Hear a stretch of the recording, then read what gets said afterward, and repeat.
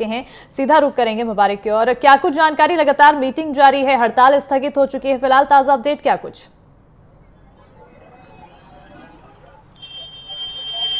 जस्मिता, मैं बताना चाहूंगा, राजधानी जयपुर सहित पूरे प्रदेश भर के अंदर ये हड़ताल जारी थी। जो पेट्रोल पंप संचालक है उनकी ओर से ये हड़ताल की गई थी, प्रदेशव्यापी ये हड़ताल थी, जिसको लेकर आमजन यहाँ आज खासा परेशान नजर आए। लंबी लंबी कतारें जो सरकारी पंप थे उनके ऊपर नजर आई और कहीं ना कहीं आमजन आज लंबी लंबी कतारों के साथ साथ जो बारिश भी कुछ इलाकों में हुई, बारिश में भी लोग परेशान हुए। पेट्रोलियम की अपनी एक समस्या थी, लेकिन आज देर शाम होते होते सरकार और जो पेट्रोलियम जो डीलर एसोसिएशन के बीच कहीं ना कहीं सहमति बन चुकी है। अगले 10 दिनों के लिए जो एसोसिएशन की ओर से ये हड़ताल स्थगित कर दी है। ये कहीं ना कहीं आमजन के लिए राहत भरी खबर है, जिससे कि अब कल से सुचारू रूप से लोगों को पेट्रोल डीजल समय पर मिल पाएगा। और वहीं कुछ पेट्रोल पंप ने आज 4 बजे से इसकी शुरुआत कर दी है। लोगों ने अपनी हड़ताल को खत्म कर दिया। अगले 10 दिन तक ये हड़ताल स्थगित रहेगी और सरकार और जो पेट्रोलियम डीलर एसोसिएशन के मध्य जो बीच में वार्ता हुई है उसमें निकलकर यह आया है कि जो वेट दरें हैं उनका आकलन किया जाएगा। जो दूसरे राज्यों की तुलना में प्रदेश में जिस हिसाब की वेट दर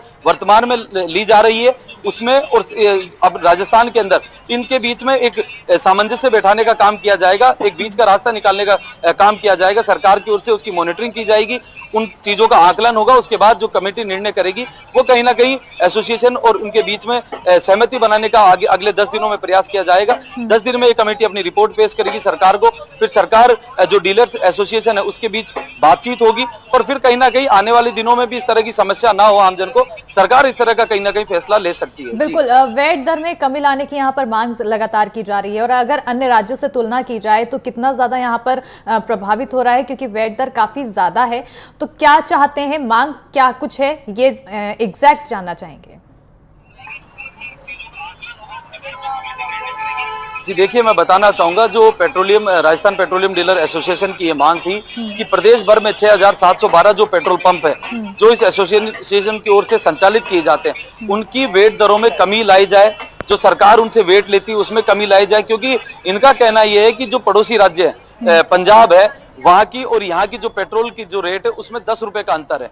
तो ये कहीं ना कहीं बढ़ती वेट दरों जो राज्य सरकार वसूलती है, केंद्र सरकार भी अपना वेट वसूलती है, राज्य सरकार भी पेट्रोल डीजल पर वेट वसूलती है, तो कहीं ना कहीं दूसरे राज्यों की तुलना में राजस्थान में वो वेट दर ज्यादा थी, जिसके चलते यहाँ पेट्रोल डीजल की रेट भी ज्यादा है। और एक दूसरी सबसे बड़ी मांग इनकी ये भी थी कि जो डीलर्स है उनके कमीशन को भी बढ़ाया जाए। वर्तमान में इनको 2.5 से 3 रुपए पेट्रोल पर इस तरीके की जो रेट है वो मिलती है, तो उसको भी कहीं ना कहीं लंबे समय से जो पेट्रोल डीलर्स है उनकी मांग थी कि उसको भी बढ़ाया जाए।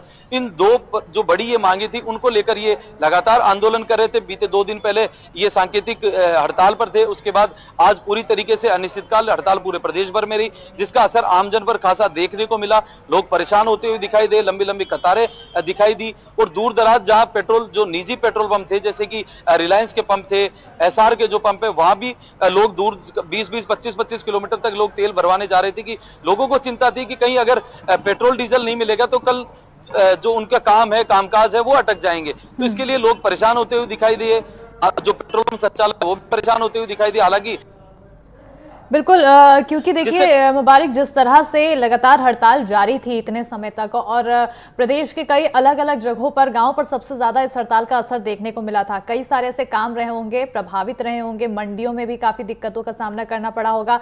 कितनी परेशानियां आखिर झेलनी पड़ी? जी देखिए, मैं बताना चाहूंगा दर्शकों को कि जब पेट्रोल डीजल की रेट में वृद्धि होती है या पेट्रोल डीजल को लेकर जब हड़ताल पर लोग चले जाते हैं, जो संचालक जो डीलर्स हड़ताल पर चले जाते हैं, उसका कहीं ना कहीं अप्रत्यक्ष रूप से सब्जी मंडी, फल सब्जी मंडी से जो जुड़े हुए जो चीजें हैं उनसे उनके ऊपर असर पड़ता है। उनके भाव में लगातार वृद्धि हो जाती है। जो दूसरे राज्यों से राजस्थान के अंदर जो चीजें आती है, एक्सपोर्ट इंपोर्ट की जो चीजें होती है, उन पर असर पड़ता है। इस तरह की तमाम जो चीजें, दैनिक उपयोगी जो वस्तु हम कह सकते हैं, उनके ऊपर उनकी रेट में महंगाई बढ़ जाती है। इस तरह की तमाम चीजें सामने आती है और कहीं ना कहीं आम लोगों को इससे परेशानी उठानी पड़ती है और अधिक जो सामान्य रेटों की तुलना में अधिक रेट उन्हें देनी पड़ती है। और खासकर बात करें हम इमरजेंसी सेवाओं की, उनके अंदर भी लोगों को मुंह मांगी जो कीमत है वो चुकानी पड़ती है। जैसे अस्पतालों में भी कुछ नजारे इस तरह के भी सामने आए, जब लोगों को, एम्बुलेंस कर्मियों को, जो निजी एम्बुलेंस कर्मी थे, उन्हें जो रेट थी उससे अधिक, मुबारिक, क्योंकि परेशानियां तो काफी हो रही है और मैं देख रही हूँ कि आपके आसपास कई लोग भी मौजूद है, तो मैं चाहूंगी कि आप उनसे बात करें और उनसे जाने कि आखिर उन्हें कितनी दिक्कतों का सामना करना पड़ा।